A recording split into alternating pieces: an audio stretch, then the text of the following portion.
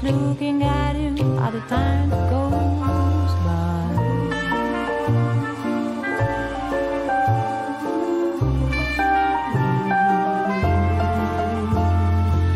Do you mind if I stay by your side, just looking at him while the time goes by?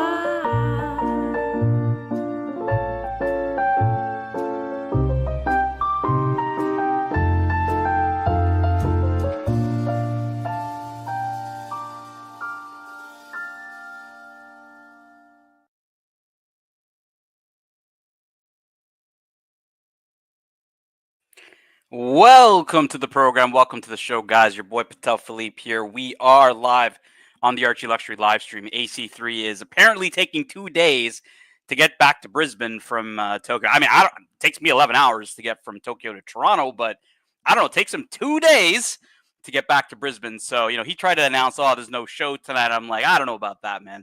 We're going to be talking some watches today. I'm going to say hello to everybody in the chat, and then we're going to get into it. Appreciate everybody joining us a little bit early today. I can't stay on too long, but hey, we'll see how the night goes if anybody decides to hop on. First in the chat besides me is Logan Hall. Nice to see him, man. When is Archie heading back to Brisbane? I think he's going right now, actually. I'm not really sure. Don't know why it takes apparently 2 days to get to Brisbane, but apparently it does. We got Easy Company in the chat. Nice to see Easy Company. Welcome. I know it's early in Australia. We got Dodger. Watches, Fikers. Can we ignore Patek and Lange for a change? Yeah, 100%, man. We could talk about whatever watches you guys like to talk about. No worries. GD20 Argentinian pesos says, it's watch talk with the zeal, Fikers. Yeah, man. Mrs. Wilkinson saying, hello. Danny is also unsure, why the heck would Archie, for example, why would he go and take 2 days to come back to Brisbane from Tokyo? Like I said, it's like an 11-hour flight to Toronto. What the fuck? How long does it take you to get to fucking Brisbane from Tokyo? I don't know, man. We got Jonathan Quill Higgins in the chat. Nice to see you. We got Sam in the chat. Appreciate you, Sam. When you see it, tell us about the Only Tans. Ken Fresno as well. Yeah, I don't know if he's walking back to Brisbane. I have no idea what he's doing. Big Tony, this is, interesting enough, it's an old video of Archie's. I found, I was doing the classics, a couple months ago, and I ended up finding this video, and I thought it was really well done. And I told Archie, why don't you use this as one of your, intros or outros? So that's actually the official outro video of the show. He has it set up in StreamYard where when you go live on StreamYard, it automatically plays his intro, which is the one with the tuxedo and, all that shit. And then on the outro, when you end the stream, it plays the Patek commercial that he made, with his own kids, which I thought was pretty cool, man. His son had just passed away, and I'm like, hey, this is a nice little thing you did with your kids, years ago. I thought was really nice. So yeah, man. Got NATO in the chat. Nice to see you, NATO. Mikey Casio GTR staying up late in the UK. Nice to see you, man. Sweet Dream and WT Quality Clip. Thank you, sir. We got Jean-Claude Biver from Australia. Nice to see you, man. Appreciate you. We got Motu in the chat. Thumbs up from Motu. And the Maharaja King of the Archieverse. All right, let's talk watches tonight, guys. Actually, in one of my chats, I don't know if John is there, but there's a guy who went on A Spade Rally with me years ago, and he was asking about Planet Oceans. John, if you're in the chat, drop the reference. I'll pull it up. He was asking one of my car chats, does anybody have experience with the Planet Ocean? I'm like, man, I usually do the stream and we get, almost 100 people at some point where, we talk wristwatches. And if you like to, bring the reference, I'm more than happy to bring up on the screen. And we can talk Planet Oceans. Obviously, Dodger doesn't want to talk Patek and Rolex, but lots of different topics to talk about today. We have a lot of, I wouldn't even say good pieces on Monochrome, like interesting pieces like this Hublot, was it Arturo Fuente? It's some cigar watch. It doesn't come with it's for cigar aficionados, and T and Tickers on his show said it's got the weed leaf on it, which is obviously not. It's the tobacco leaf. Hublot Classic Fusion Chronograph Arturo Fuente. Definitely an eccentric piece, I'll say. But look, there's a lot of people who love green. A lot of people who love engravings. I'll zoom in for you guys here. Not my cup of tea. Very flashy piece, but hey, I love if Anthony P is in the chat. Anthony Pellegrini, he's big cigar guy. I saw him at Watch Time New York. Obviously, he was there 2 years ago with Archie as well. I'd love to hear what he thinks about this. Brian the Pipe on Tickers' show was not feeling, even though he's a tobacco enthusiast. But yeah, Dodger, I had to bring this one up because honestly, it was so bad, and I was like, you know what? Let's at least show the crowd how bad some of these some of these collabs can be. I really honestly don't understand half of these collabs, Dodger. Like I really don't get how some of these guys even have a job. Realistically, like who the hell buys this stuff? Number one, number two, do they not track the sales of these watches? Like, because I don't get it. Like, maybe is it a bad looking watch? Not really, but I mean, it's a Hublot in precious metal. It's not gonna be cheap. So what is really? I think this is the problem with the Swiss watch industry. It's kind of just throw everything at the wall, kind of see what comes out, and it's just terrible, man. I really don't get how some of the marketing staff are still in work, at those places, sales staff. It doesn't really make any sense to me because who the hell's buying this stuff? I mean, you got to have a pretty sick sales team to be able to sell these turds, man. I just don't see it. But yeah, that's yeah. Me and Mikey Casio GTR were having fun at Tickers' chat because he called it the weed Hublot. So we're like, we want to free the weed Hublot because we kind of like that. Hey, Rick Foss, nice to see you, man. Appreciate you staying up late in Norway. But yeah, just a really terrible example in my opinion. Not my cup of tea.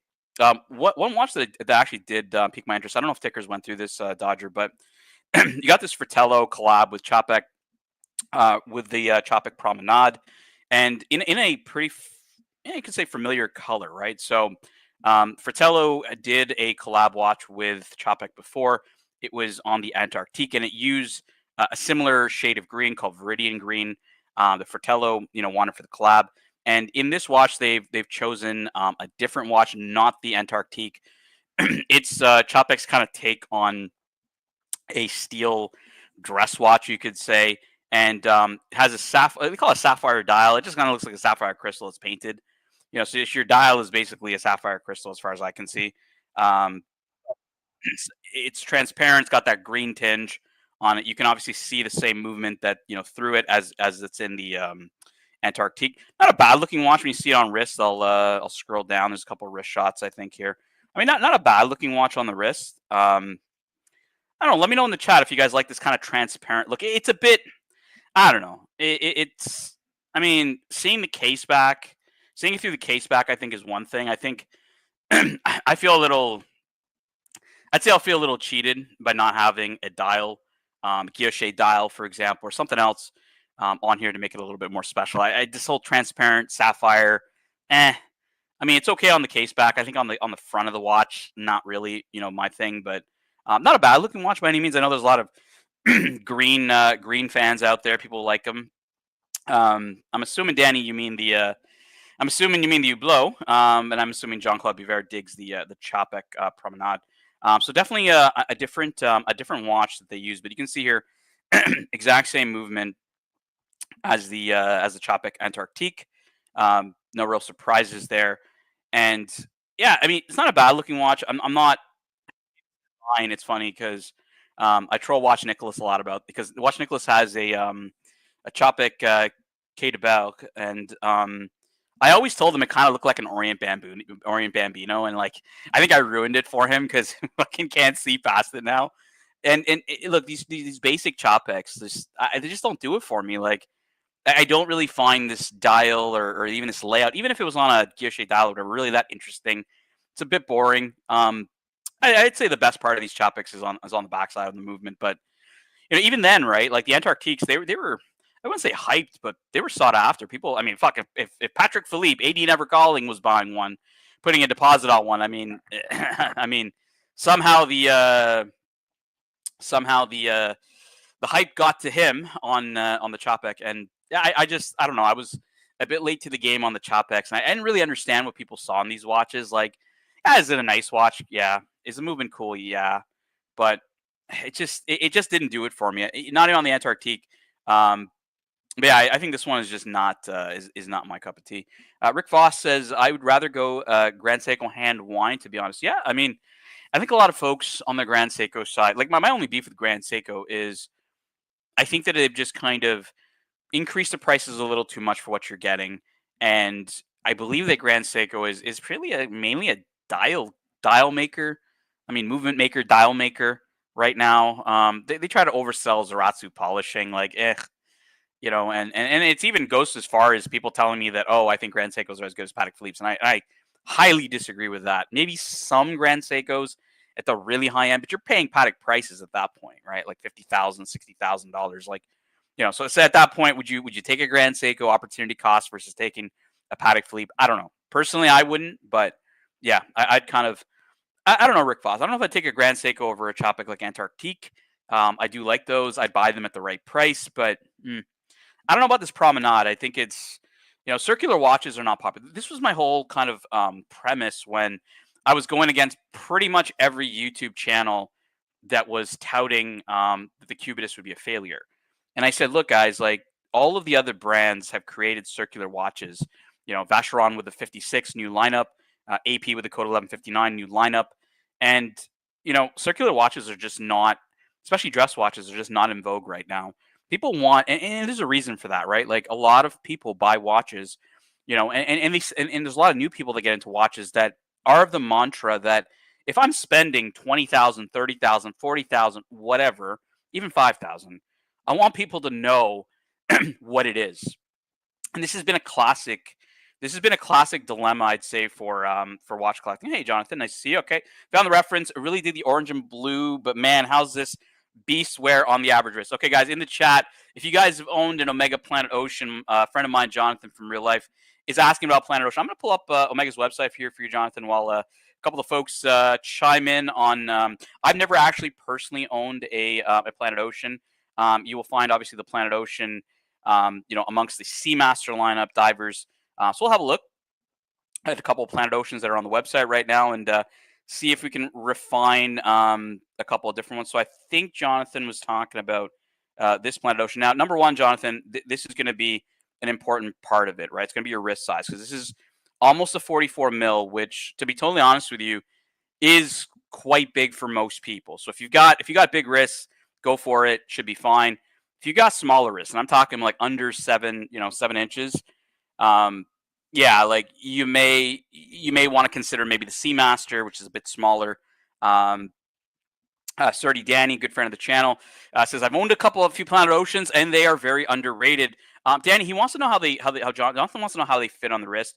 Right off the rip, like 44 millimeters is is a bit thick, is a bit big. Sorry, from just a size perspective. Let's look at a few more of the technical data on here. So 21 mil strap between the lugs. That makes sense for the size. This is a chunky monkey, Jonathan. I mean, 16.1 mils. I mean, this is gonna sit. High on the wrist, and it's gonna be big. So, I would say, if you're looking at the Planet Ocean, Jonathan, you want to probably have a decent sized wrist, a big wrist, or you really, really enjoy oversized watches. Not really one that you hear a lot of being really big, kind of like Panerai size big, like the 46s. But yeah, Danny says didn't get the XL, got the 40 to 42 mil. Yeah, I mean, if you're going to get, because he specifically said the one with the orange, so I pull up this one. But okay, so we got 43, 45, 43, 40, 43 and a half, 43. Like they're all big, in the current lineup, Danny. Like they're all quite big. There's a few smaller ones here, 39.5. 39.5. All right, so we got some 40s here. Okay, summer blue 40. Okay. Let's have a look at these ones here for, I'll pull up this one here for you guys. These are obviously Seamasters, not Planet Oceans, but, that's kind of what I recommended to Jonathan was, maybe you want to consider, these smaller Planet Oceans. Sorry, they are Planet Oceans, not Seamasters. Planet Oceans that, are maybe, again, right? Like he picked the orange one. This one's a bit smaller, Jonathan, 39.5 mil. Let me look at some of the stats on this one just to see if this is going to fit. So again, still quite thick. I mean, 14.2 it's not a thin watch, right? So you got to be okay with that. Obviously it's going to be a smaller size, and even sometimes the combination of a small watch and thick is not great. 19 mils between the lugs, so it's gonna fit a little small. It's gonna fit a little chunky. So I personally, even just from these dimensions, yeah, like JCB is saying it's just too thick. So yeah, Jonathan, I'm just saying, like, if you're okay with a bit of a stubbier watch like that, sure. It's one of the reasons I didn't. I said this on the show yesterday. Why I didn't buy the Patek Philippe 3970 perpetual calendar chronograph, because that watch, it's a 36 mil. I don't mind. I don't mind if it's 36 mil. What I do mind is when it's like, when the watch is like a little too thick, and that one was just a little too thick for me. Hold on, Какая кошка, man. Pushka, what's happening, Eddie? How you doing? Windows 11 sucks. Какая кошка, мама. What's happening, Eddie? How you doing? I'm doing some watch talk. You want to join in on some watch talk or what? Я хочу... Мне надо вино еще, man. All right, I'm gonna mute Eddie because I'm sure he's doing his own thing. But HR department, Tannis Curly is laughing. Nah, you know what? Curly doesn't watch my watch shows. HR department, that's where you're wrong. Curly hates watch talk, and I love it. We got apes in the chat. What's going on, bro? Where is Big Boy? So Winston Wolf, this is the absolute best part. Archie apparently takes 2 fucking days to get from Japan to Brisbane. And maybe I'm just like shit at geography or something like that. But I'm just like, yo, it doesn't take me that long to get from Tokyo to North America. So I have no idea what the hell's going on where AC3 is. But my boy Eddie's keeping me company here, drinking. He's drinking some white wine. He's keeping me company on the show while we do some watch talk. Cheers, Eddie. Oh, drinking some bubbly, baby. Some bubbly. Even better. Eddie drinking some bubbly here. Appreciate you, Eddie. Hi, Drake. This is Eddie. Yeah, man, we like Eddie. Eddie's all good. Everybody's allowed to be on the show, talk some watches, hang out. But yeah, man, back to the Czapek, guys. Yeah, just, I don't know. I just think a lot of these brands that are going to circular dress watches, thinking it's going to be a good idea, it's just not popular today. And I just don't see the point. I think Czapek had a really good run with the Antarctique, and I think that's really where they should they should kind of go. And I think if I can find the Fratello, yeah, they have it here. I'm going to pull it up here for you guys. This was the original collab with Fratello and Czapek, which is on the Antarctique, which is using the same green, the Viridian or whatever green. I like this piece a lot better than the other one personally. I think that Fratello probably, or even Czapek, should probably lean in a little bit more on sportier watches. I'm not just not the biggest fan of these simple dress watches that, these brands they have bad.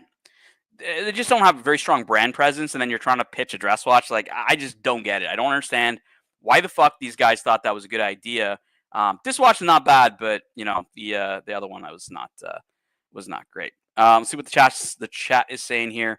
Maybe his balls are sore, so it takes. Yeah, maybe, man. I don't know if Archie's. I don't know what the fuck is going on with him. But get mama on, Eddie, and shut the fuck up, man. Everybody's happy to see my boy Eddie on the show. All you need now is Higgins. Yeah, man, Higgins is gonna be sleeping, man. He's not awake right now. I don't think. It's late in Germany. I was like, I'll start this show after 5 o'clock here in North America on the East Coast.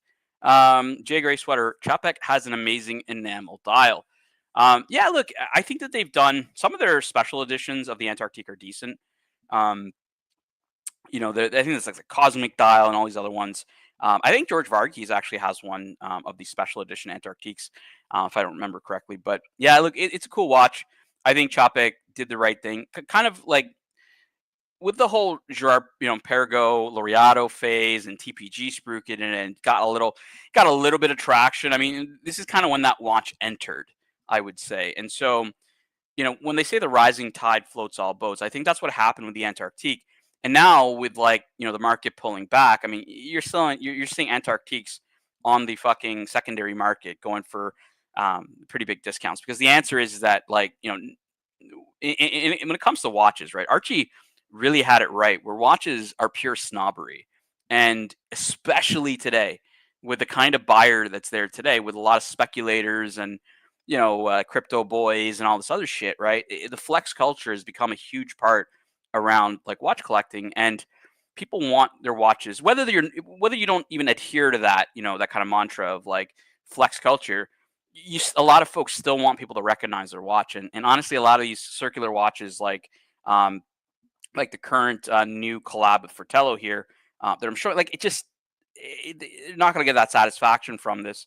And personally, I think is just not a great, wrong article, not a great idea. going to go back here to the Czapek, just bring it up because we do have some comments in the chat. We got Bourbon Hard who says it's cool, but seems expensive for an overcrowded space. Yeah, like I just, Burb, I don't understand, some of these brands and why they come out with this shit. Because if the whole purpose is to sell watches, like, who's going to buy this? Like, I don't think they're ever asking that question. Like, who's our target buyer? What's our ideal customer profile? Like, and I don't know, Burb, maybe it's just selling to existing Czapek customers, maybe like, hey, we're just going to sell to our existing base because they're going to buy them anyways. I don't know. But as a consumer, as somebody who, seriously would say, hey, look, I got Patek money and I kind of want something different, right? Like, I just don't see the value proposition here in this watch, and it doesn't really make a lot of sense to me. Captain Kirk is telling you to get cozy there, Eddie man. They're loving the old cozy Eddie, just enjoying the stream, having a good time, right? We got a nice and friendly super chat from Jean-Claude Beaver. Thank you so much. $8 Australian.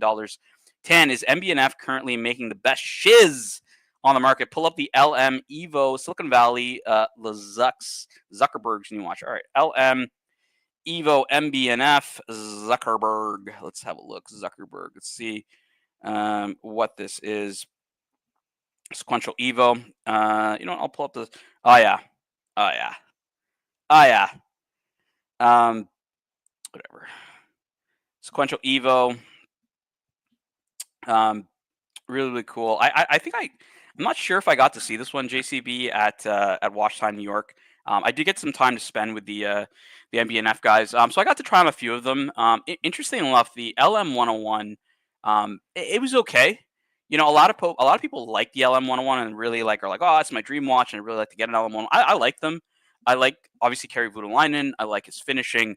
So for me, the LM101's probably one of them. But yeah, this one's sick, man. And I have a friend who has a perpetual calendar, LM. I think I showed it on the stream when I was at the MB&F booth. So do I like the stuff that they make? Absolutely. Are they currently making the best shit? I don't know about that, right? Like, that's a very subjective question because, in what way, right? Like, do I think they have the best finishing in the market? No. Do I think they have the best design in the market? No. But do I feel that they bring something fresh and cool and different? Yes. And do I think that there's a lot of a lot that's going into these pieces? Yes. And do I believe in this brand? Yes. Like, I think that there's a lot going for this brand, and it's one that I think will survive over time. It's just, do I think they're the best? No, I don't. Do I like them? Absolutely. So hopefully that gives you your answer, JCB, without going too deep into the rabbit hole. A Czapek Promenade by Drake. Yeah, I don't know, man.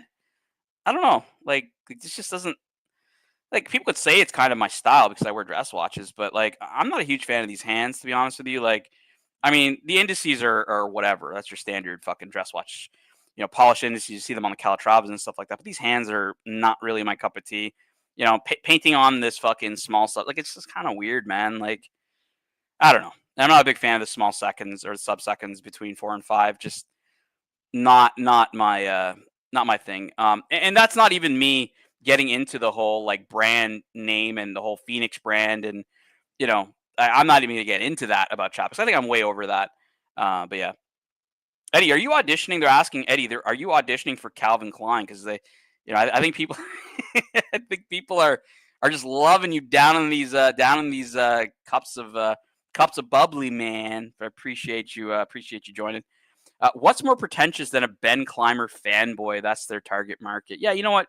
Even that burb has changed over the years. I mean, I'm talking like 6, 7, 8 years ago. Like, vintage was all the craze because of Hodinkee. Everybody was like, and look, watches started popping up. I mean, Theo and Harris, right? Like, he started popping up about 8 years ago, 9 years ago.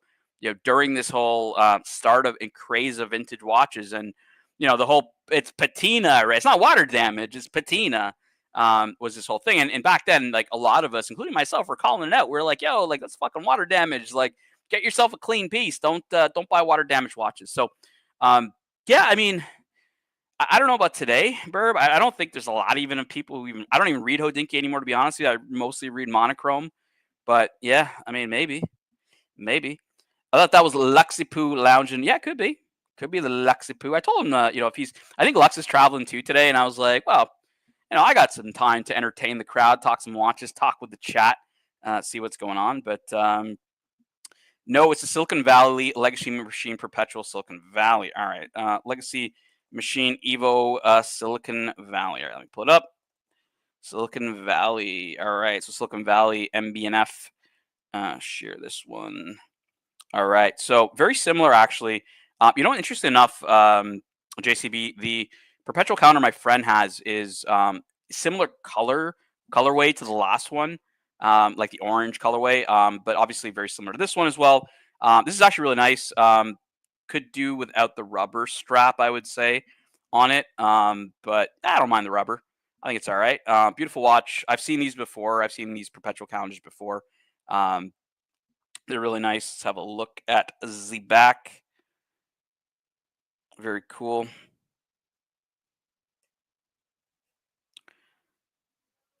Yeah, so like, you got like it's hard to see in these renders the real finishing JCB. Like hard to see if it's like mostly machine finished or what have you. It's hard for me to see it all in these renders, but very nice looking watch though. I would agree. But yeah, I've tried these on actually of all of them, the perpetual counters are the ones I like the most of them all.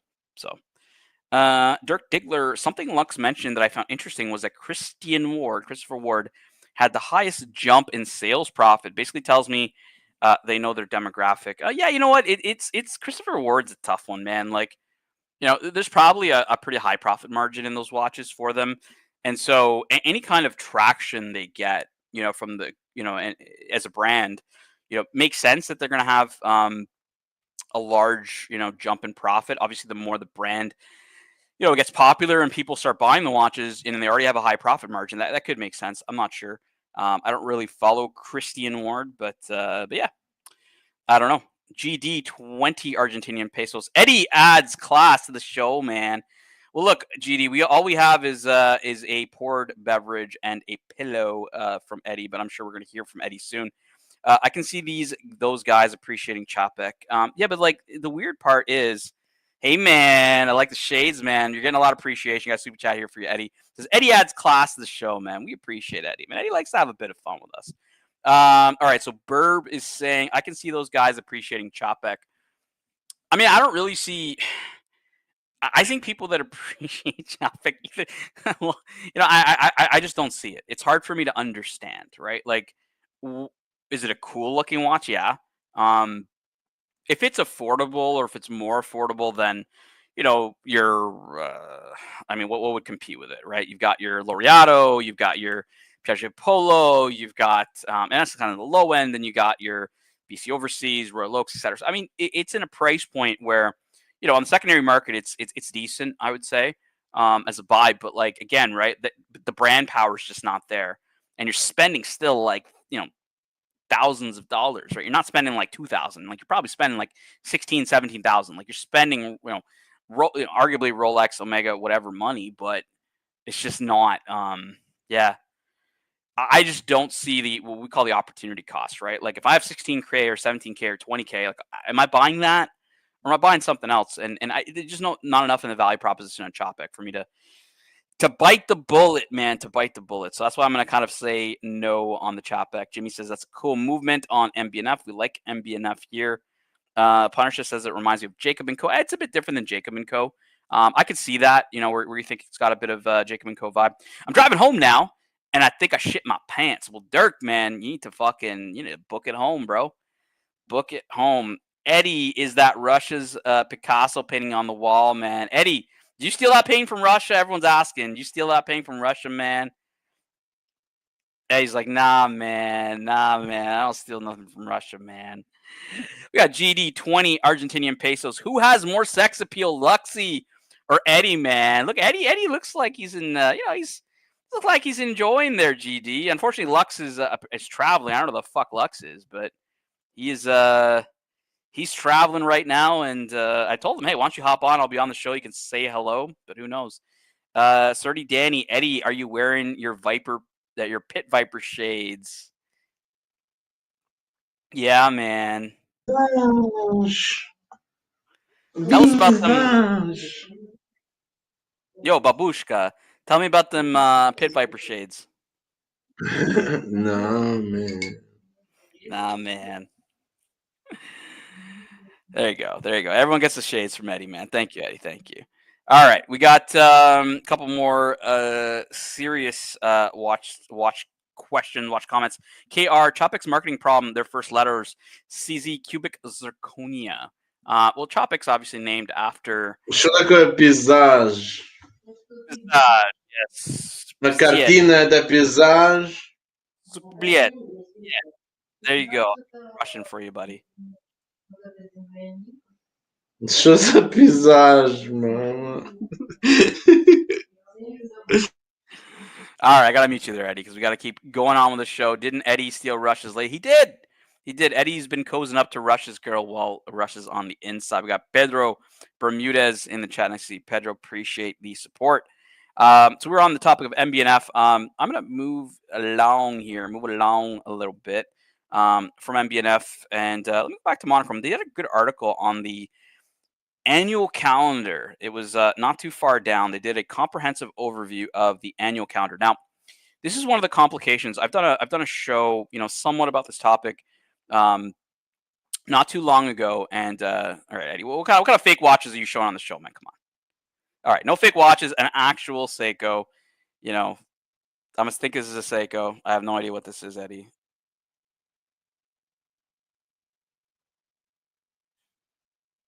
Eddie's very proud to show you this blurry watch. Annual calendars, guys. I've said that arguably in the last 30 years, there has not been a complication that has been more influential on the watch industry than the annual calendar. If you think about it, think of any other complication that's as widely adopted amongst watch brands than the annual calendar.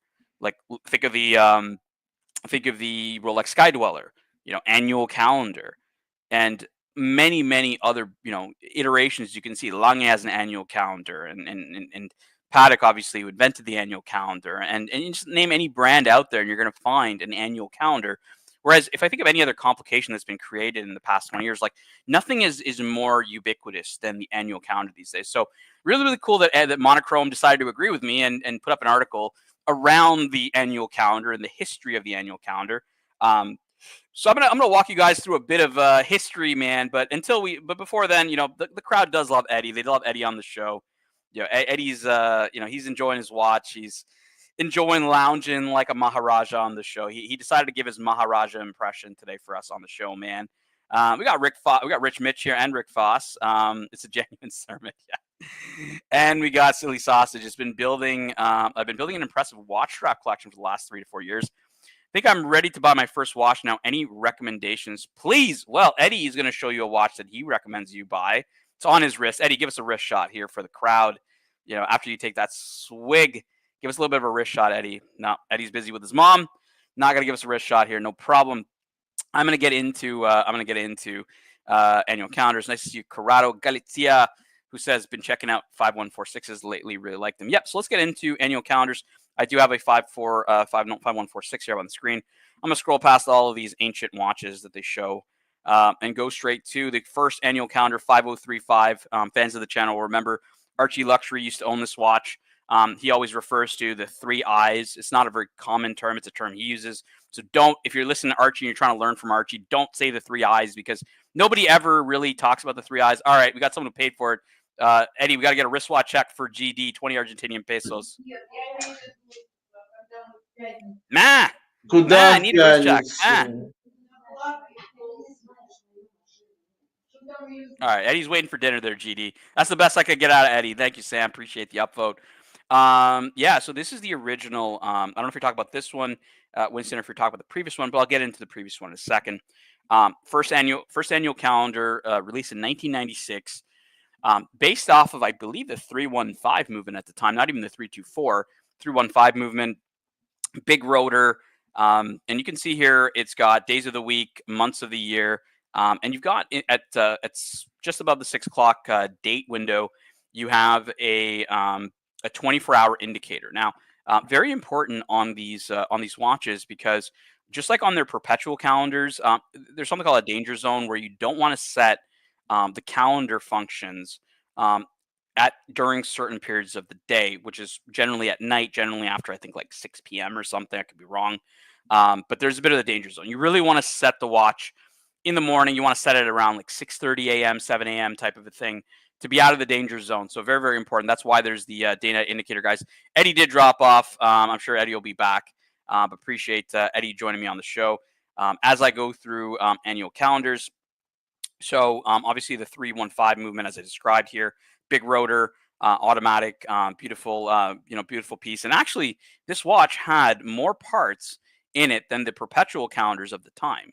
So pretty crazy to think that the annual calendar actually has more parts than the perpetual calendar from the same era. But yeah, we love Eddie. Hopefully Eddie does come back. And a couple different iterations. So this is the 5036, and you can see here right away. So big. This was a big thing with Patek collectors was on the original. You see Patek Philippe's at the top here at the 12 o'clock. When they started moving it down below. So this is a bit earlier than the 5146, but this was kind of the a transitional look from the original 5035, which still has some of the because one thing that's unusual about the 5035 and this watch is the Roman numeral 4. Typically on watches you get 4 sticks, right? Just like you have 3 and 2, you usually get 4 sticks on the dial to signify the number 4. This is one of the few watches. I mean, I don't know any other watches, but this is one of the few watches that uses the IV for the 4. So it's definitely a bit of a unique thing to the piece. However, moving the Patek Philippe logo to the bottom really was controversial. A lot of collectors did not like that. It's really been, I never really got it. Like personally, I didn't care where the position was, but I know a guy like OC or something like that, Mr. OCD, would be like, hey man, they put the power reserve at the top and they put this bottom. Like, what the fuck is Patek thinking? So yeah, like I mean, I didn't really personally care about it, but this whole positioning of the brand below at the bottom was really controversial. And a lot of collectors didn't like it. Not a bad look. Different than the 5035 a bit, but yeah. Here's a couple of gondola watches in annual calendar format. Aperture style annual calendar here in the gondola, which is generally a tonneau shaped case. I actually don't really understand why they have this lineup anymore with the Cubitus, because it's like, well, I mean, do you really need the gondola lineup? Because when the Cubitus came out, I was like, well, once this is out, do they like the gondola lineup's kind of useless unless they're going to do tonneau shaped or square shaped dress watches. And honestly, I just don't think they need that. I don't think that they need that from the brand. Winston Wolf, if you haven't seen some of my watches, I've shared some of them on the show. I'll talk about my Patek Philippe's. I have a 5196 Calatrava white gold. I have a 5212 weekly calendar in steel. I have a 5230 world time in white gold. I have a 5320 perpetual calendar in white gold. Those are my Pateks. I got a bunch of hyper Rolexes like Pepsi and Hulk and all that stuff that nobody cares about. But yeah, if you're interested, feel free. I'm more than happy to share.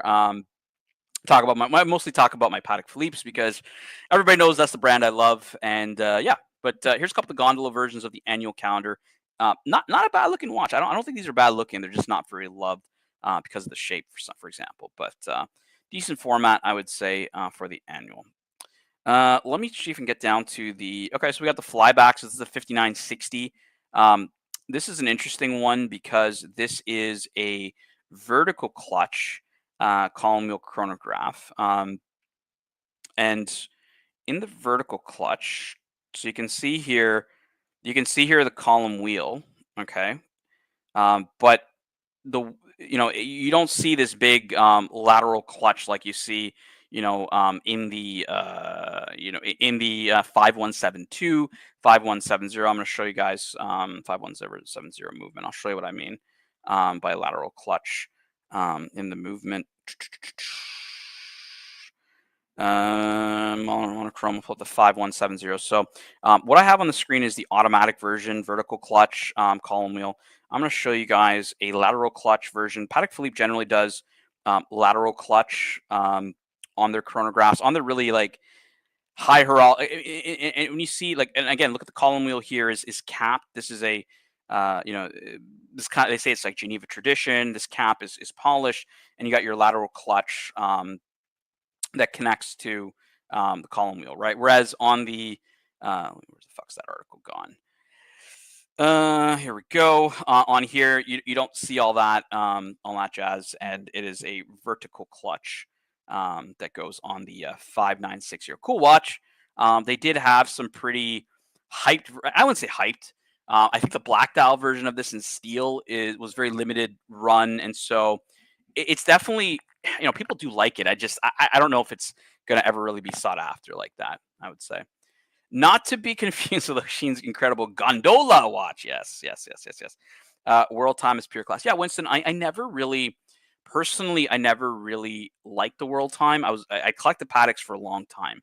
And I just never, I had Calatravas, I had Nautilus, I've had a lot of them.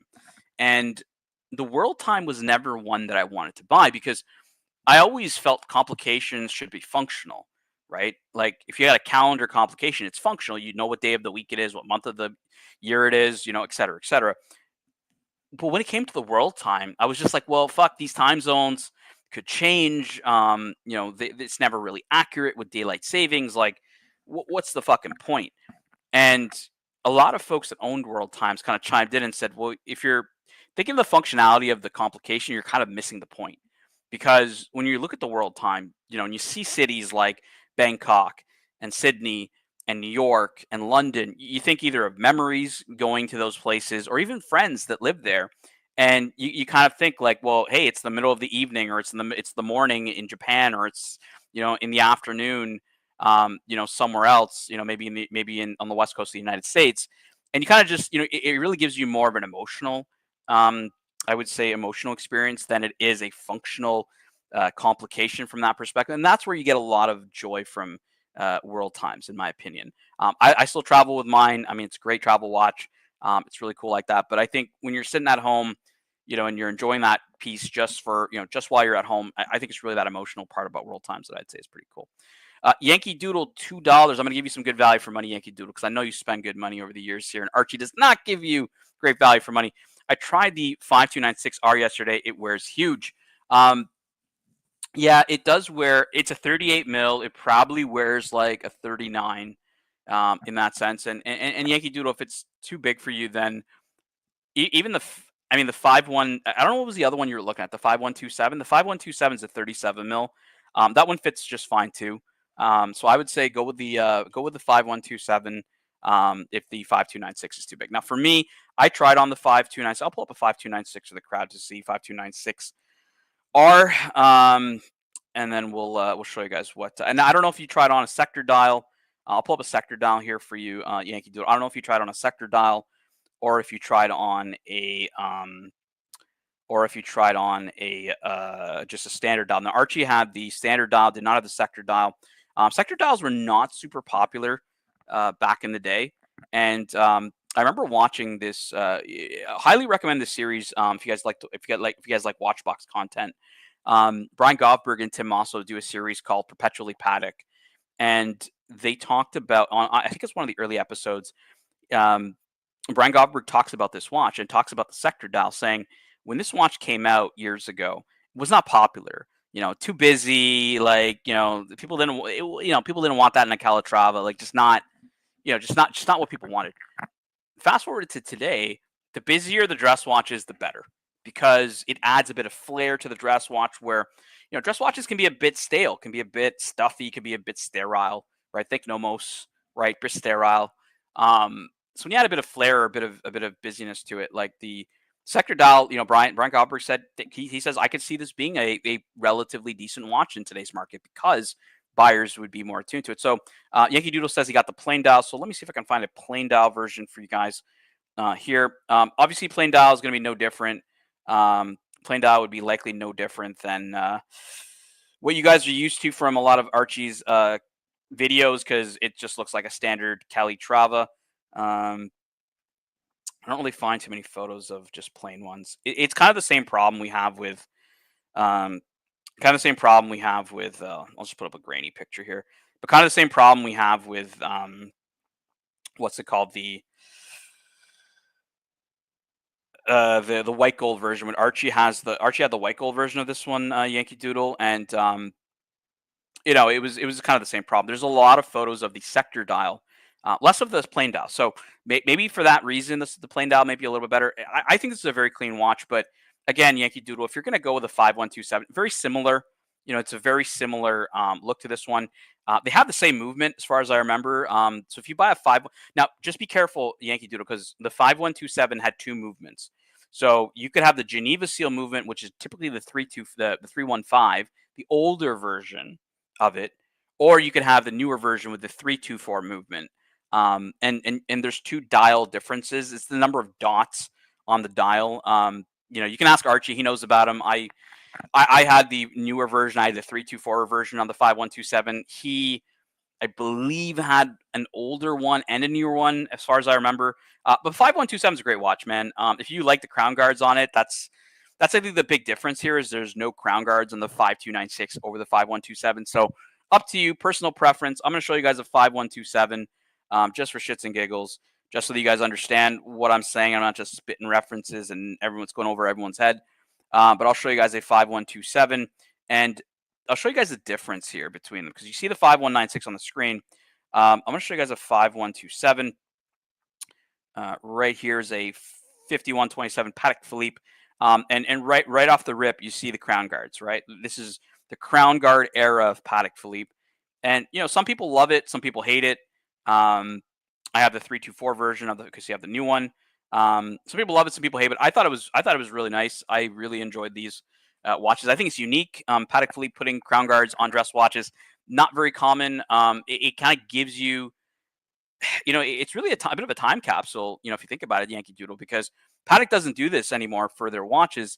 And there's only an era like, Archie's 5110 World Time had crown guards. I think the 5130 even has crown guards. So both iterations of the World Time. When it got to mine, the 5230, they dropped the crown guards, and you can see in the 5296 they dropped the crown guards. But for me, I personally like the crown guards. I think it's charming. Danny loves it. So yeah, man. If the 5296 is too big, stick to the 5127. I think you got a great piece. I've owned the 5127 rose gold Yankee Doodle. If you don't remember from back in the day, Jin Tingler dropped my 5127 at Richard Mille. And yeah, it was all good though. LV Tan, would owning a 3940p Platinum be a headache when it comes to setting time, date, etc. after the power reserve is done? Good question. And honestly, LV, I think this applies to any perpetual calendar, I guess you could say in that sense. Is it a headache setting the time? So in my perpetual calendar, I think it's like 6 to 8 steps to set it. I've set it a couple of times. I have not set it since October, 2023, because I just keep it on the winder and I wear it, and I just keep it wound. And yeah, I think that's the big thing. LV is Patek Philippe actually. I'm not sure in the 3940, but at least in my 5320, they provided a winder box with it. So the brand itself knows you need to put, or knows that people are going to put these on winders. So they even just include a winder with the watch. So that's probably what you will be doing with a perpetual calendar. Is either you're going to daily drive it like Philippe Stern did on his 3940, for a number of years as the president of Patek Philippe, or you're going to put it in a winder and then wear it sparingly, like whenever you want. The only shitty part is daylight saving. Sometimes you got to set the hour back or forwards, but not the end of the world. So that's kind of my take on it. So no, I don't think it'll be a headache. It'll be a headache setting it the first time. And honestly, LV, I know fucking perpetual calendar and perpetual calendar chronograph owners that don't even set their watch. Like, it's so funny. They're just like, fuck it. I'm not even going to mess with that. And they just put it on and they just go. So, yeah, it really depends, right? Depends if you're a stickler for that. I really like to set my stuff, but no, you have a winder, you'll be just fine. But ACs was in what? Yeah, so AC3s, 5127 and 5296 were in white gold. These ones, Danny, the 5127s are in 37 mil. The 5296 that Yankee Doodle said was too big is in 38 mil. Now, I felt, Archie, so here's the funny thing about Yankee Doodle's super chat was, when I owned the 5127, and this was several years ago, AC3, he specifically he was like, try the 5296. He's like, that is the best proportioned watch or Calatrava amongst all of them. We're talking the 5107, the 5127, all these ones. They all look the same, right? When you know the joke, the five identical Pateks, that is this kind of range of Calatravas that Archie was buying back then. And I felt that this, for me at least, was the best proportion. It's a bigger size.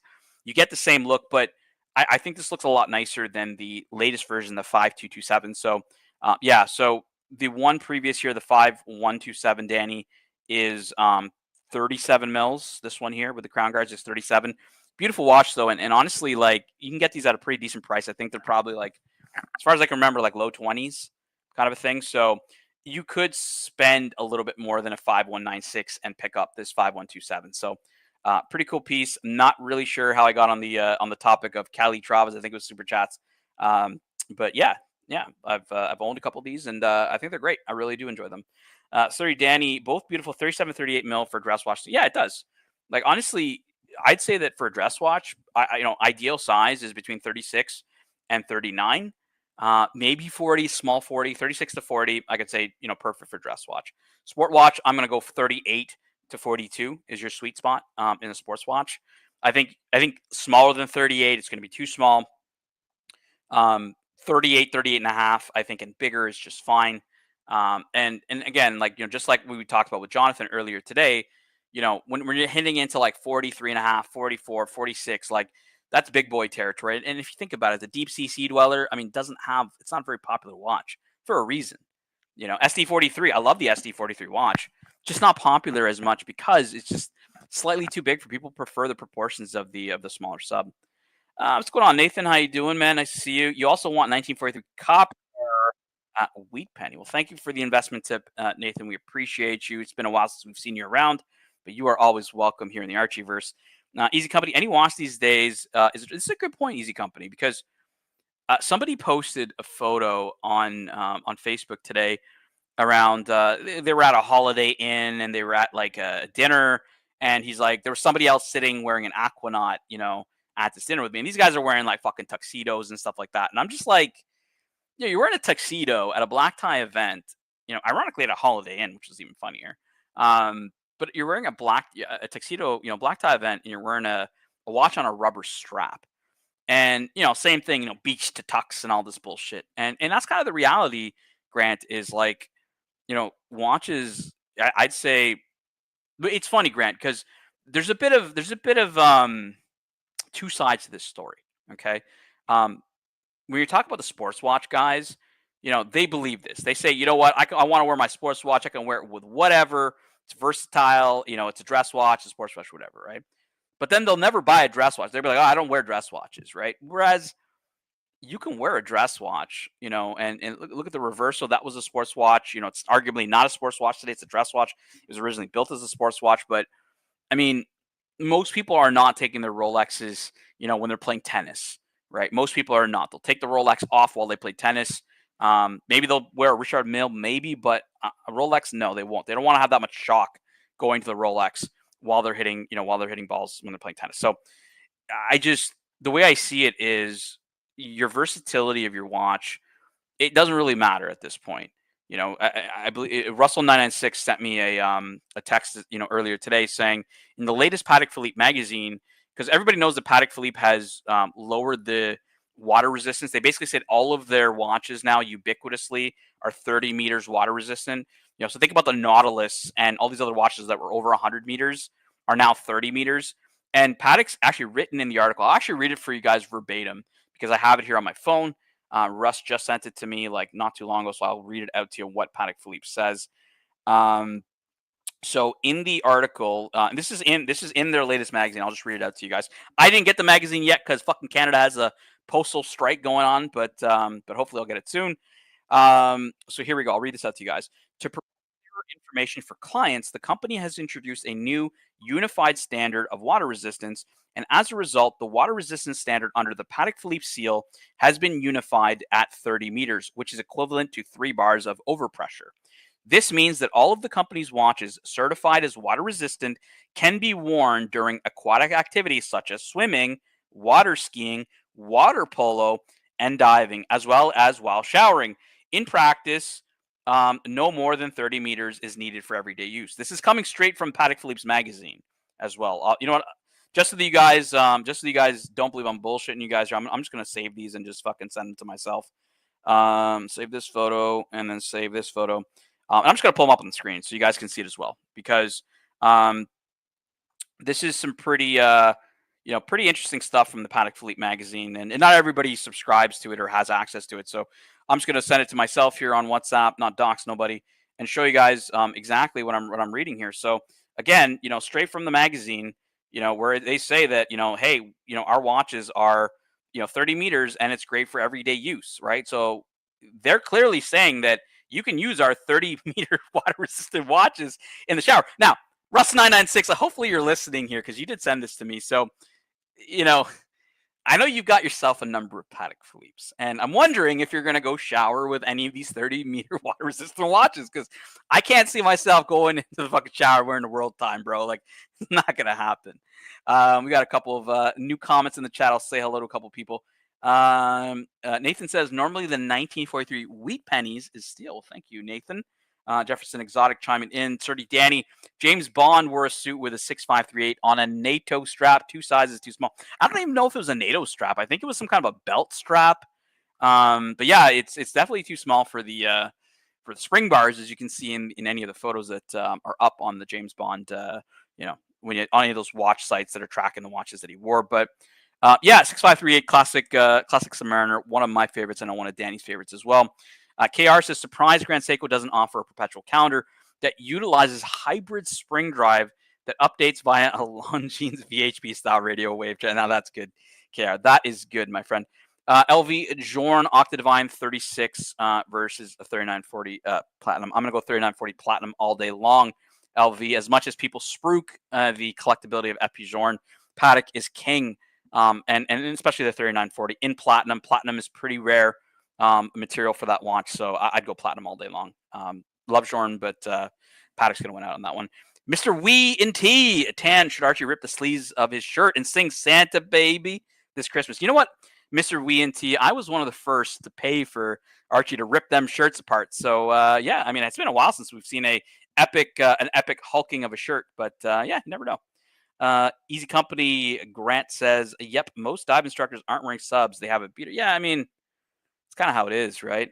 So let me go to the next. Photo here for everybody. So I'm just going to zoom out here. This evolution in the standard applies to all watches, from the Calatrava to the Golden Ellipse to the 24, as well as Grand Complications. Minute repeaters are the rare exception to the rule, because making them water resistant would threaten their exceptional acoustic quality, a technical feat for which the company is renowned. So for those that don't know, Patek Philippe minute repeaters aren't water resistant. They are what is called dust and moisture. I guess they're only dust and moisture resistant, or dust and moisture proof kind of a thing. So you really, really, really don't want to take your minute repeater and wash your hands and just risk it. Like you just don't. Minute repeaters are nice to pull out from the case. Set it to 159 and just let it fucking. Set it to 1259 and let it just fucking chime away. That's the way to enjoy it. Minute repeater, not really something. And look, they started to point it out, but it's just wild that Patek is like, yeah, 30 meters water resistance is totally good. You could take your fucking perpetual calendar chronograph into the water, no problem. Go dive and go whatever. Like it's wild. Like they literally say diving. Like I'm not even fucking with you guys. Like it says here, you can use them. You can use these 30-meter water-resistant watches, for aquatic activities such as swimming, water skiing, water polo, diving. What the fuck, man? Like, who is taking their Calatrava into the water? Like, I don't know. Captain Kirk, Patek won't die. Jorn will. Get it while you can. I think that's a. Look, it's a contentious viewpoint, because a lot of people, Captain Kirk, these days are looking at the next best thing. Why do you think independents are all taking off, right? Like, people are looking for the next big investment, right? Like when you see a Resha Pershepi selling for, 3x, 2x, the retail, you want to get in on the ground floor. And with Jorn, I mean, obviously Watchbox, Govbergs, like it was very well known that they were buying up a lot of stock off the market years ago, and are maybe still doing it. I don't know. Um, and yeah, there's been a bit of investment in Joran through Chanel, but I really, really question what is going to happen to these brands when the watchmaker is no longer here. Maybe they become, maybe they're owned by conglomerates like Richemont, and they're stewards of the brand that keep it going or whatnot. But I would say that the character, the watchmaker, really, when they're alive, I think is really impactful. And yeah, it could be that they become wildly collectible after the watchmaker passes, or they don't. And that's really, to be seen, right? Like, really hard to say, hard to speculate. Nobody has a crystal ball. I would say, look, if you like these watches, if they appeal to you, if they resonate to you, buy them. If you're going to buy them to speculate or invest, you got to understand that any kind of an investment or speculation is going to have some risk, and you got to be ready to get burned. So if you ain't going to be ready to get burned, if you can't afford losing money, you can't afford the watch, is all I'm saying. P. Clen, all my dive watches have been in the ocean. That's good, man. That's good. I would say that most collectors that isn't the case, but that's the case today for you. KR, what a joke. So when you send a Calatrava back for repairs because water leaked in while water skiing, will Patek stand by that position? Doubtful. Yeah, KR, I asked that question to Russ, Russell 996. I said, does this apply only to the new unified seal, where that like only the new watches, anything that came out late 23 into right now, or is it only those watches you can take into the water?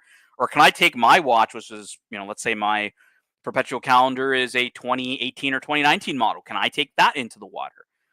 Number one, I would never take it in the water because it's like you said, what a joke, right? Like, who the fuck is doing that? However, I guarantee you there are people that just want to use those pieces, and they want to enjoy it. This is kind of back to Grant's comment. I'm gonna scroll back up here where Grant said any watch these days is a dress watch, right? And according to Patek, right, their watches are also sports watches.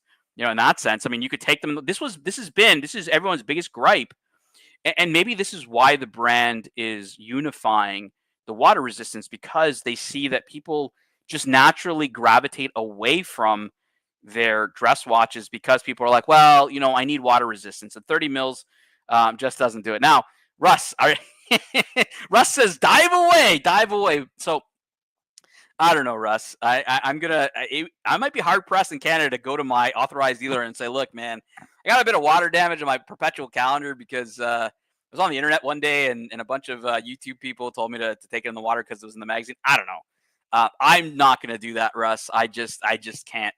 I'll do it with the sub. I'll do it with fucking the Seamaster. I have done it with both. I'm not going to do it with the fucking Patek Philippe. It's not happening. A watch with a diving bezel can't be a sports watch. Yeah, nice to see you, Ducky. But yeah, it's just so wild that Patek is like, you could take our 30 minutes. I think, Russ, this is why they're doing it, is because customers, especially customers coming from Rolex or Omega or a previous brand that they probably bought sport watches from, the first thing they're going to say, because you hear this all the time, you hear it on YouTube all the time. Why don't you like dress watches? Well, I need some water resistance. And it's like, do you ever go into the pool? Do you ever go swimming with your watches? No, I just, Marco Ferrante was the funniest, right? When he got his sub years ago, he's like, I refuse to take it in the water. I was like, what the fuck, man? Like, you bought a Submariner and you won't take it into the water. What in the fuck is this real life? Like, are you fucking kidding me? But yeah, I mean, there are people that just don't. They just don't take their subs into the water. And so it's kind of like, I kind of call people out like that. I'm like, I call Archie out. Archie's like, well, I can't daily drive a Patek Philippe because I need water resistance. I'm like, yo, like, how much do you go in the pool? Like, straight up, how many times do you go in the pool? Because if it's like once a year, like, you can take your watch off. You understand, you can remove your watch from your hand, and go into the pool. You can do that, right? I don't get it, guys. To me, it's just, look, I just think people don't like the look of dress watches. I think that is more, I think if we're being honest with each other, I think it's that. I think it's people just don't like, I'm going to pull up a nice looking dress watch or a nice looking, I mean, this isn't a sports watch by any means, right? It's a dress watch. It's got a rubber strap, but it's a dress watch. People just don't like dress watches, and that's okay, right? There's nothing wrong with that. Like, I called it out on the Czapek Promenade. I said they probably should have stuck to sports watches because they're popular these days. Not everybody likes dress watches, and personally, like, if you're gonna go with a dress watch, like, yeah, something cool like this, I think, is what's going to appeal to people. This is why JCB had asked me, "Hey, Tan, what do you think? Do you think they're doing the best stuff in the industry?" I think they're doing great stuff at MB&F. I think this is great for horology. I think it's great for watch collecting, watch enthusiasts, because it's a brand that's doing something different, and I think that is important. You're doing something different. That was the biggest reason why I supported the Cubitus, because I said it's different, guys. Like I get that it's a bit shocking to see. It's a bit shocking to see a watch that's of this shape. And Nathan, I don't know if you've been around watching Watch YouTube lately, but this is the watch I'm talking about, the Cubitus. We've obviously talked about it at length and to death. But what I really thought was spectacular about this was it was completely off the beaten path. And yeah, I mean, a lot of people didn't like Thierry Stern's comments, but I applauded the fact, whether it was him just making that call on his own, or other people supporting it, they went with something bold. And honestly, like, at a time when they probably could, because their brand is probably at its strongest right now. So if the guy wants to fucking put out something that he wants to put out, yeah, I mean, I could see this still being. I told people, you're fucking nuts if you think this watch isn't going to be a success. You're fucking nuts. Like, the brand can do no wrong at this point. Like, today, the brand can do no wrong. They could put out a polished turd and people would buy it. The brand can do no wrong. So it's futile to run these streams and be like, I'm so glad at the design of the Cubitus, and like, I mean, I saw Oshin do it, and I saw, like, a bunch of people do it. And I was just like, you guys are fucking crazy. And then there's a few people that agreed with me at the time, but like, I was like, yo, like, this watch is gonna be a success. I mean, I don't know what you guys are thinking. This is a fucking Patek Philippe. It's a fucking sports watch, and it's a bit different. And we got people in the chat who, some people in our chat own this watch. So pretty cool. But Russ, I don't know, man. I just I'm gonna ask Higgy tomorrow morning. I'll be like, look, Russ has recommended me to take a Calatrava diving, and I'm not 100% sure. Drillfield built, that's a dressy sports watch, Tan. There you go. Different viewpoints, right? Nathan, for toy collectors, you want recalled toys from the 80s, toys that weren't sold as much when it came out. The three-handers are very boring, Tan. Very boring, very boring. Now, that for me, Nathan, I like collecting complicated dress watches. I agree with you. I'm not really just a simple three-hander. A couple of simple three-hand watches that I do like in this brand. Obviously, 5226. Archie calls this the bitumen dial. A couple of people call it the skateboard dial. You got Clou de Paris on the mid case. This is the upgraded 26330 movement. So basically, it's a newer version of 324. Syringe hands, Arabic numerals, just beautiful. I like how it comes with a couple of different straps. For me, this is the Calatrava I would get today if I were buying a Calatrava. I recommended this to Kesslowitz not too long ago to buy. I said, Kessler, bro, like, if you're looking for a Calatrava, I'd go for that one. But yeah, Nathan, I agree. Complications to me is where it's at. You can start off here in the weekly calendar. Not everybody's favorite complication, because it's a bit niche. Not everybody likes this complication, but hey, like Mike the Mistake, he's seen a couple of my high horology complicated pieces, and he kind of just said to me, he's like, Tan, while I love these are nice, can you bring the 5196 next time? Just a simple three-hander, right? So I totally understand where Mike the Mistake is coming from on that as well. And look, it's like I said, it's different strokes for different folks.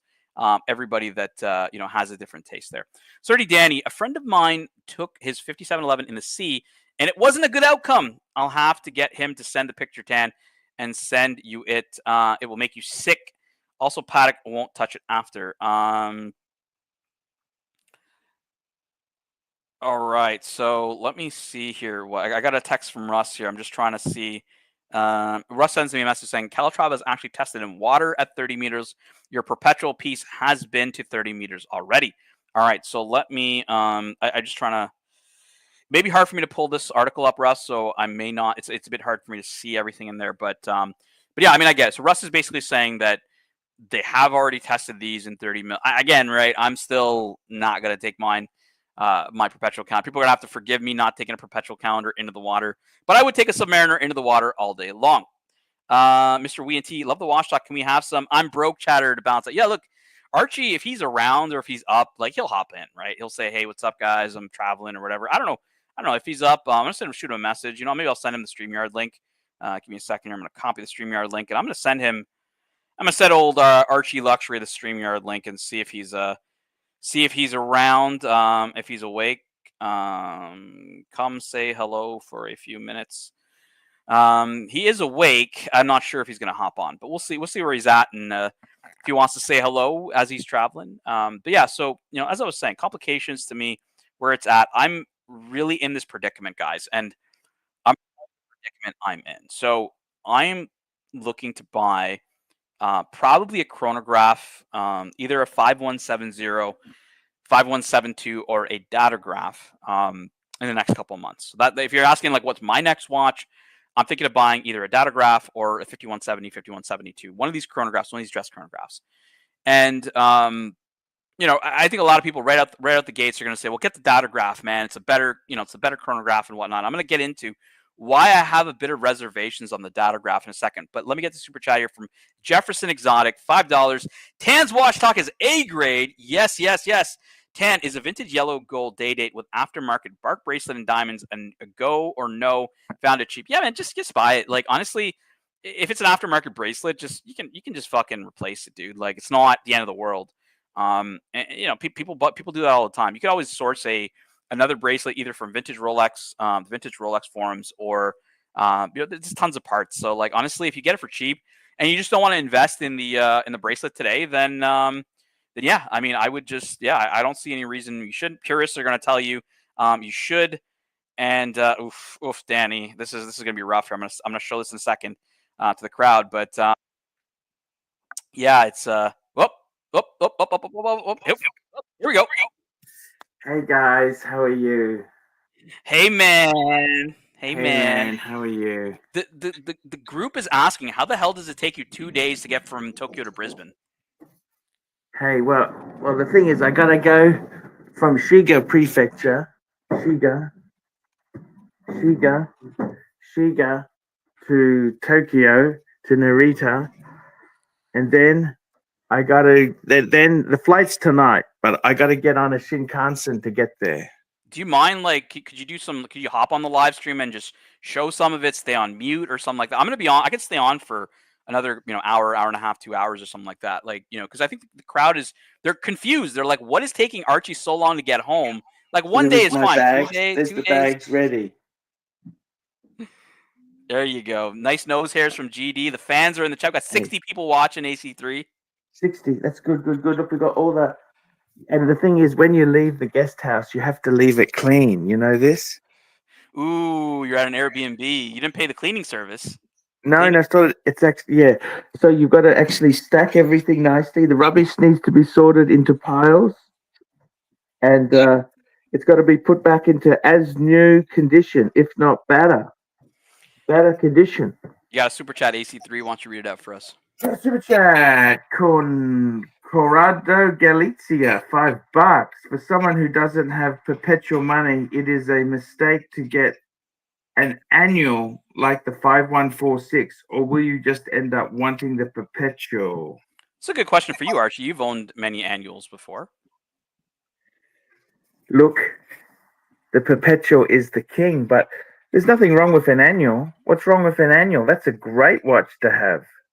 Nothing. We were, Monochrome just did an article. I'm gonna text it to you so you can maybe read it on your train ride.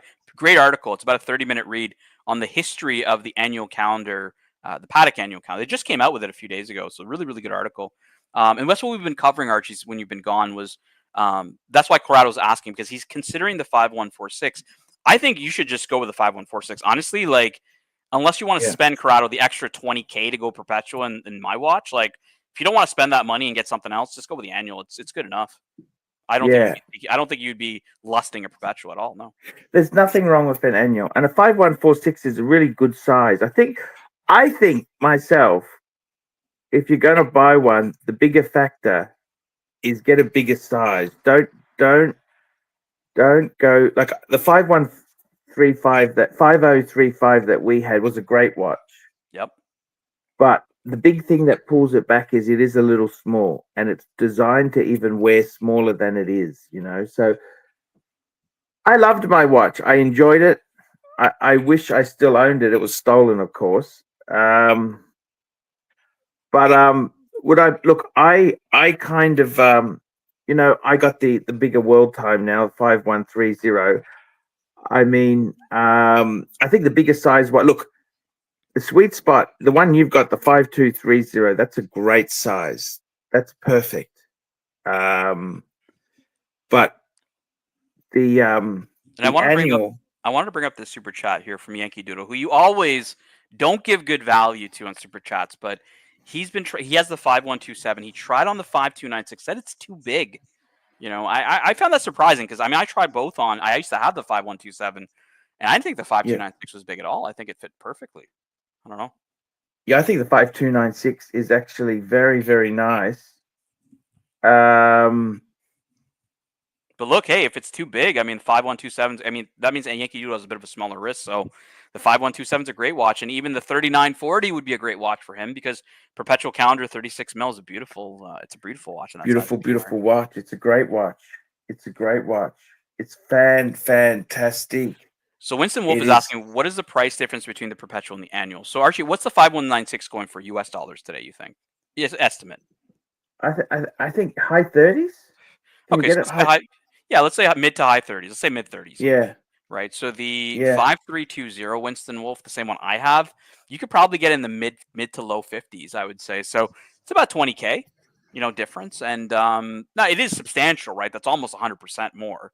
But you know, instead of a meteorite Pepsi, you can get yourself a perpetual calendar.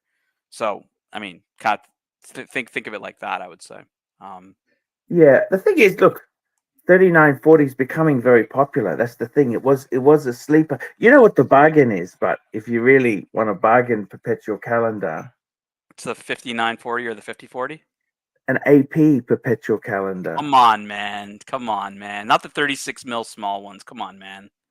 Well, they were bargain, but yeah, but I keep telling you, buy the 5940 or the 5040. That's the tonneau shaped one because that's an actual perpetual calendar.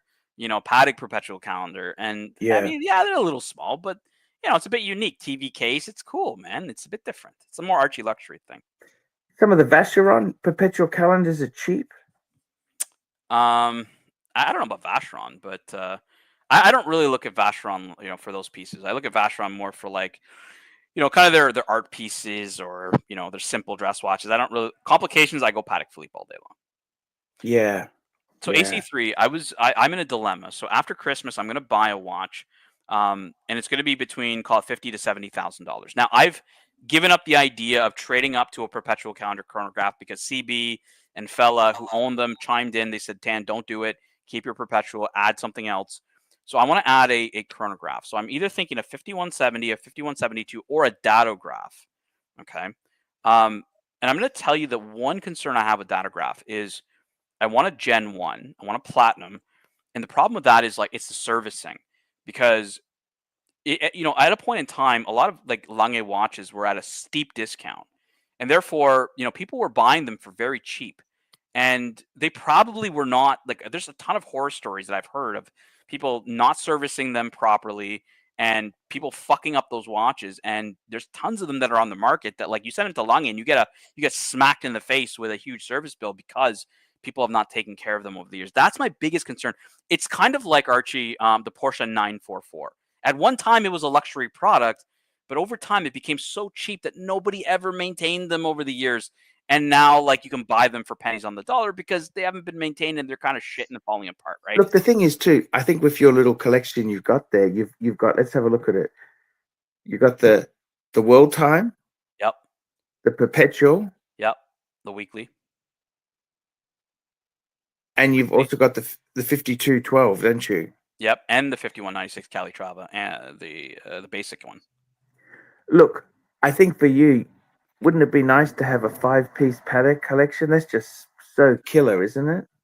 Yeah, it's just the 5172 is just a little too close to the 5320, like syringe hands, Arabic numerals, like it's a bit similar.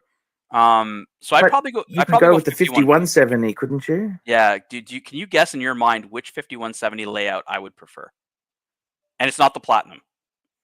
You want the Breguet numerals one? You got it. The Breguet numerals black. I can't. Archie, come on, black dial on a Patek. That's fucking where it's at. Like that is a great watch. That's a great watch.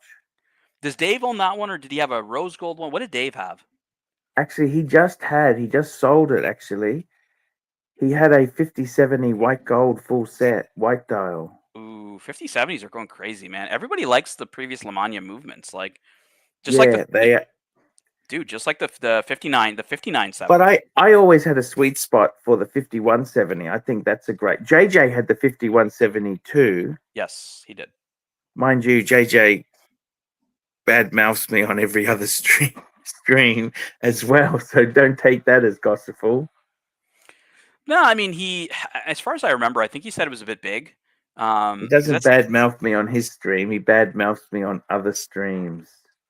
well, that's how you do it, Archie. You I mean, don't that just makes a complete ass of, you don't no share. respect for the fact that he was a meek little fucker when he came on the Archie Luxury live stream originally. Meek little fucker, no friends, meek fucker, no friends. And then he gets a bit of a following and just has diva moves. I didn't say hello to him quick enough. He jumps off. Well, you Fuck want to see you. you want to see You didn't diva? You wanna diva move, And also, he thinks I'm fucking dumb. I remember when the dungeon was firing on all cylinders and he wanted to start up his own dungeon. Remember that? Complete asshole. I didn't even know idea he wanted a dungeon. Yeah, no, well, it was making money. It was doing well. This is when it was going gangbusters. He tried to replicate it. And now I said, what do you do? You've been He just- considering changing the name of the dungeon, right? Why don't you call it JJ's Dungeon then? I was going to call we can call it anything you want, Tan. You're the boss. I always thought when you by the way, for the audience, this is a bit of behind the scenes. Archie sent me a message last night saying I want to change the name to Tan's Dungeon. I'm like, why? Exactly. I'm like I have very little ties to the dungeon. There's a lot of people. If you're gonna name it something, you should call it Sirocco's Dungeon, because in all honesty, that should honor the man who was on the dungeon, with the rest of the guys, right? Like it wouldn't be Tan's Dungeon in that sense. But I said, why rename it? The Horology Dungeon is an iconic name, man. People know it as Horology Dungeon. So Yes, you're right. like I never changed the whole powered by bondage and discipline thing. Like I just kept it OG. The dungeon is the dungeon. I think Richmond. I mean, the funny thing is, it was popularized by Curly, right? Yeah, I'd say so. Who's a guy who was just thrown out of the fishing community for being an asshole. Well, I mean, weren't you thrown off the purse forums and like Rolex forums? Come on. Hey, you got to understand something. When I've got an argument, you don't let facts get in the way of a good argument. Okay? Never let facts get in the way of a good story. We got a comment from Surdy Danny. This is what he thinks you should call it. The Dry Rot Dungeon. Hey, I got to love Surdy. I mean, you must admit there was some real... Is Surdy my friend or not? Oh, he's in every show. He's hanging out here all the time, right? Like... He doesn't come on anymore, but will he? I mean, Surdy can do whatever he likes, right? Like everybody. I know. We can't control everybody, but I mean, what happened to Surdy? Why did he turn on me? Well, I'll tell you after you read this super chat from GD. JD 20 ARS. Bird Brain Pillow. Bird Brain Pillow. He's talking about red meat. Red meat is the drama. He's talking about the drama pillow. Because Archie, you got to understand the three pillows are very important. The balance is extremely. You got watch talk, you need a bit of comedy, you need a bit of drama, right? Like, so you're doing the drama shtick here. So why does Surdy Danny not come on? Look, Surdy Danny may not agree with everything you do, AC3, and he's been giving you advice, and you just seem to ignore it. So look, I mean, Danny is like, hey man, I'm gonna try to help you, but you're not gonna listen. It is what it is. Yeah, I got to tell you, Marcelo, I gave him loyalty. He was never loyal, was he? Look, Danny even says you turned on him. He didn't turn on you. He's trying to help you, right? Like, so what was your question about Marcelo? Is he loyal? What was the question? No loyalty with that guy, is there? Well, look, hey, for him, it's he's going to choose his loyalties. He's going to choose the places the people he wants to back. And I mean, like I said, I don't think that guy's going to have much of a channel in 12 months, to be honest with you. But no, because here's the thing. Nobody knows. Marcelo time, in recent days better than I do, right? And, having carried that fucking channel for how many months, I see what it looks like when he's having a regular day, not a hype drama day where, I'm pumping the drama to help kind of spruik his shit. On a day after all the drama's done, right? And he shows up and fires up a stream where he's talking about like bullshit, no topic, and no camera on, and it's like he gets like 5 viewers because it's like, dude, that's what eventually that show becomes over time. Nobody knows it better than me, and that's why I'm like, in 12 months, nobody's gonna want to see that. Not without any interest from the Archieverse or any controversy with you, AC3. I can't see that show being that interesting. And what do you think is more successful? Come on, you're a businessman, right? You've got the toys, right? You can see success. Mhm. Is the restaurant more successful than the YouTube channel he created? I mean, the restaurant's that's the way he earns his money. I think that's what he should focus on. And I'll tell you something. Like when Marcelo first came on, when he first came back, right? When I first gave him the deal and I said, "Hey, come to the Archieverse," he would have mommy. He would be showing mommy the super chats because you could tell that mommy didn't approve of him doing live streams right out the gate. She's like, "Why the fuck are you wasting time?" And then he would show her, "Hey, look, this is how much money we're making." And then she seemed okay with it at the point. Well, what happens when the money dries up, right? Like it's like at some point he's going to be told, "Hey, man, might as well just fucking go back to just working in the restaurant," which is probably a good idea, in my opinion. But yeah, it's probably a good idea. So Danny says the origins of the dungeon was me, Sirocco, Dodger, and a few others behind excommunicated by Shane from Marcel's. Look, I think if you're going to change the name of the dungeon, you should call it Sirocco's Dungeon. I think in honor of Sirocco Stills, not in honor of me. I don't have as much of a connection to the dungeon as Sirocco does, as currently Angelic, Narc, all those guys, right? They built the dungeon. Sirocco hated Narc, you know that, don't you?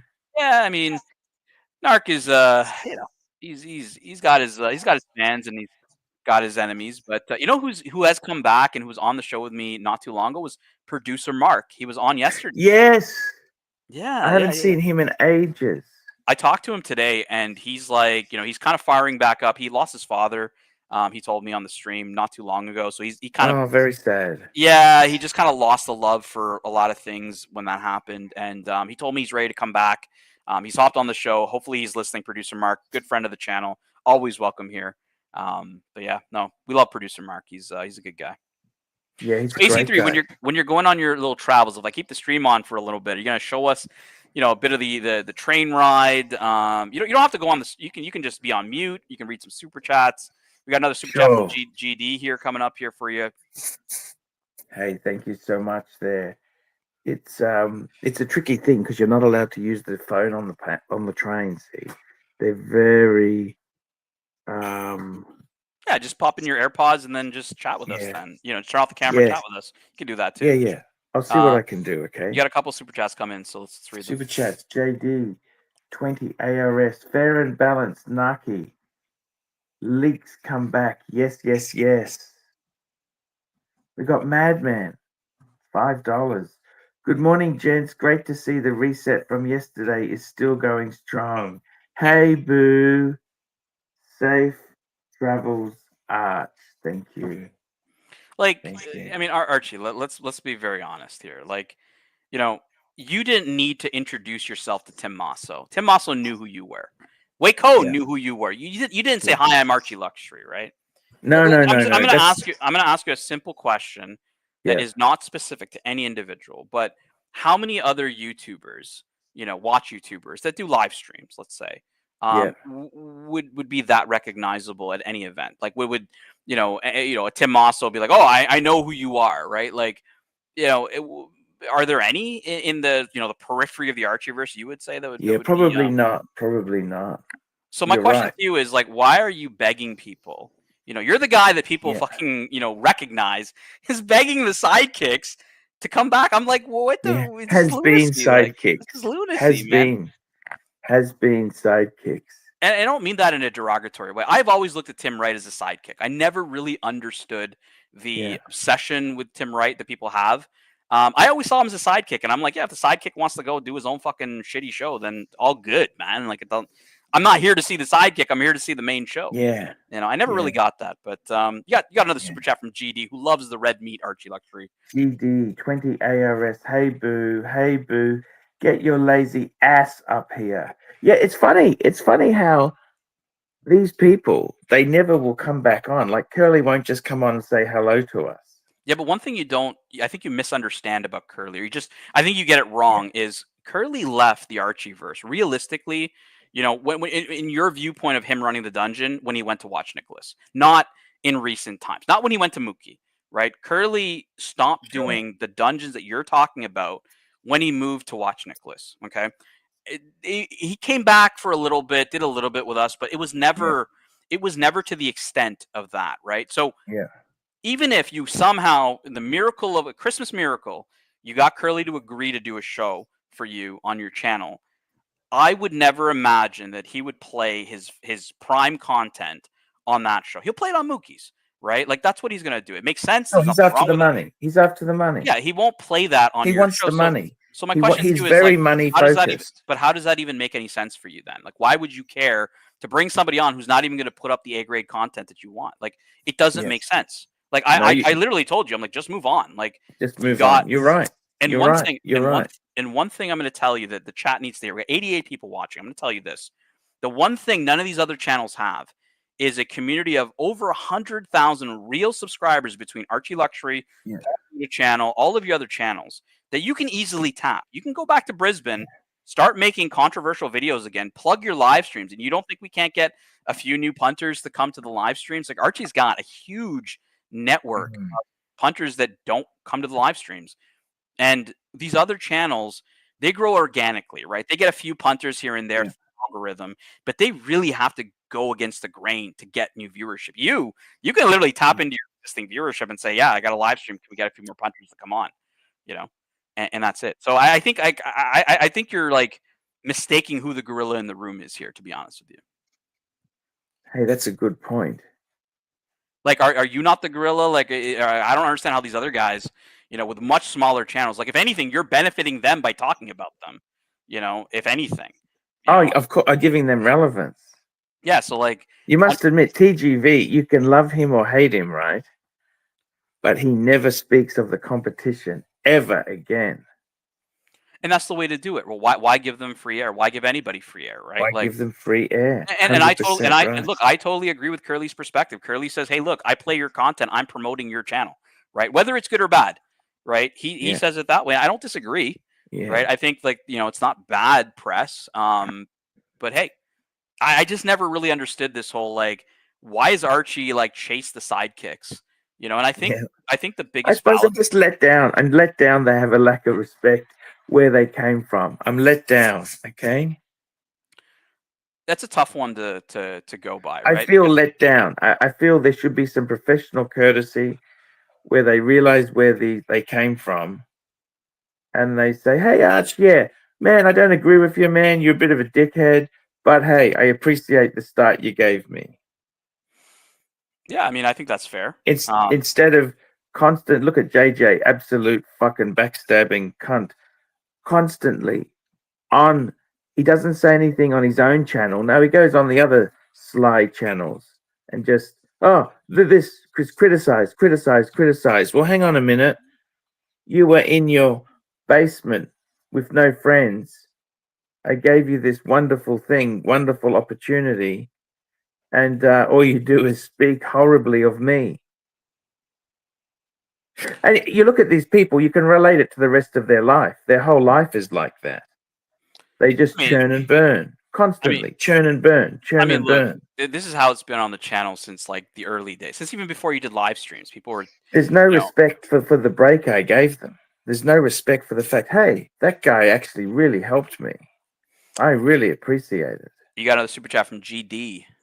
GD, 50 ass. Too many cunts out there, Arch. Fight them. You're the governor's governor, the pontiff, Caesar. Send tributes now, fuckeroonies. But, you know, it's just disappointing. You help them. I even like JJ to a large extent. You know, I like the dude, okay? Mm-hmm. But, you know, I remember when the dungeon was doing well, he wanted to copy it. I thought, what a cunt move. I didn't say anything at the time. I just kept it up my hat. But, you know, as soon as things turn bad, he's first to... He doesn't back you. He's out. He's hiding. He doesn't go anywhere. He's... You know what's interesting is I never got that vibe from him when he first came on. Like, I was here when a lot of those guys first came on. Tim Wright, right out the gate, was, you know, he was very honest about what his purpose was here. Right. He's building a business. You know, he was in writing and just on hiking and all this other shit. It wasn't working out. right? Saw you had a good It was a business model. disaster. It was Yeah. a fucking disaster. The one thing you can give that guy was he was upfront from the beginning that he was trying to Yeah. springboard, right? He never lied about that. No.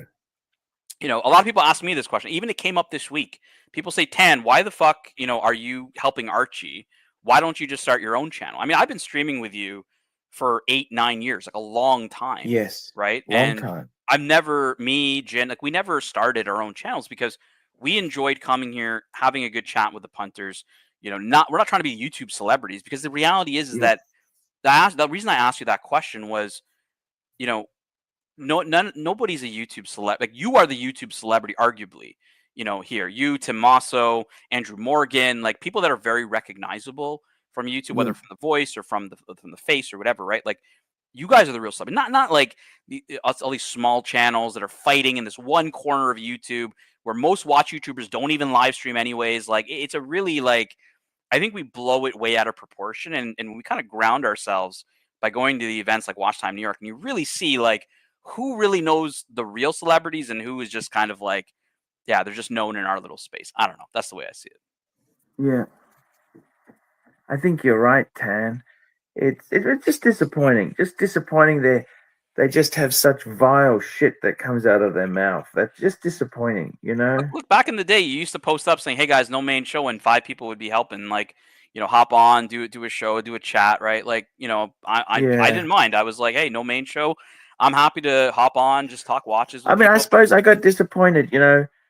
I got the ultimatum from those Aussie losers, you know, Plastic and Solve. They wanted me to fucking stab Tan and Bear in the back, right? Mhm. And it's okay for Solve, who inherited fucking $10 million. It's okay for him to take the moral high ground. I didn't inherit a brass razzoo, No, not at all. you know. Right.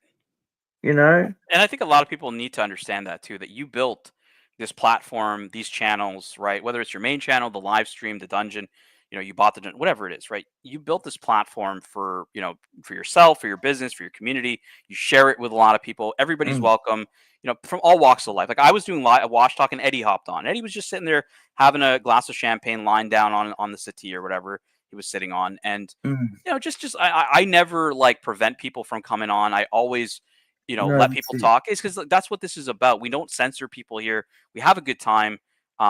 And it's always been this way, right? So look, Archie, the way I see it is people come and go. The channel has gone through so many transformations I've seen over time. And the reality is that it always survives because there's a core audience that loves the show, that enjoys the content, and really doesn't give a fuck about what's going on in the periphery. They really don't. Yeah. So that's the way I see it. That's why I'm not really phased by any of this stuff. And I hop on, I have a good time, and I just talk some watches or I talk some shit, you know, and that's it. That's the way to do things. Hey, I gotta leave because my No worries, car man. is No in- worries. No worries. I It was love you, appreciate man. you. Thank I you so appreciate you much. coming on, man. Thank you so much. And I gotta tell you something. Without Tan, I gotta tell you honestly, there is no show without you, Tan. well, we'd be sitting here with no fucking main show if I didn't fire one up for the crew here, because Yeah. you know. And I'd send you that message. I'm like, I just come on for like 5 minutes, say hello, Yeah, that's right? exactly it. Come on, we had a great chat. Look, you know, I gotta be honest. I just sometimes get disappointed. You know, I got a thick skin, but I just disappointed with how little loyalty there is. Remember that Rodney Dangerfield? No respect, no respect, no respect. That's exactly how I feel. Yeah, but when you really think about it, and you're like, what are they going to contribute, right? Like, you Yeah. know, I mean, JJ would hop on and he would talk watches whenever he felt like it, right? Like, but he wasn't here all the time contributing. He would contribute once in a while, right? Like No, I bringing him understand. back, is that going to make a significant difference? I don't think so. Curly, like I No. said, he was gone when he went to watch Nicholas. Like, not now. They're not coming back. They're not coming Tan, back. But like, it's You're right. They're not coming back. That's why I said just move on and just do other Move things. on. Right? Yeah. Move the Ray Day. That's exactly right. We've got 100 people, 13. So I'm gonna pull up the super chats before Mm. you go, just so you can read them for everybody who's donated, and then you can Oh, head out. fuck. So you got one from GD, 20 Argentinian pesos. You had one from Jean-Claude Biver for $8. You had GD again, 20 Argentinian pesos. GD, 20 Argentinian pesos. GD, 20 Argentinian pesos. Yankee Doodle, $2. Like Archie, the money is coming in. This is why I say don't just not do a show, right? Like people want to watch the show. People enjoy, you know, the time in the evening or in the morning, wherever you are in the Yeah. world. You know, so it's you know, even if we don't make money, right? Even if I don't make money, I still come on and I still, you know, try to give people a good time. So. No, you're a great guy. You're a great guy. Hey, my ride is literally here, All right, Tan. man. I gotta go. I'll let you shoot off, man. Have a safe trip, Ciao, man. and we'll talk to you Thank later, man. you. See ya.